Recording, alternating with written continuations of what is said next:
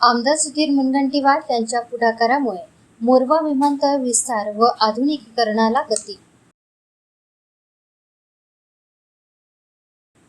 चंद्रपूर जिल्ह्याच्या सर्वांगीण विकासासाठी सातत्याने पाठपुरावा करणारे आमदार सुधीर मुनगंटीवार यांच्या प्रयत्नांना आणखी एक महत्त्वपूर्ण यश मिळाले आहे.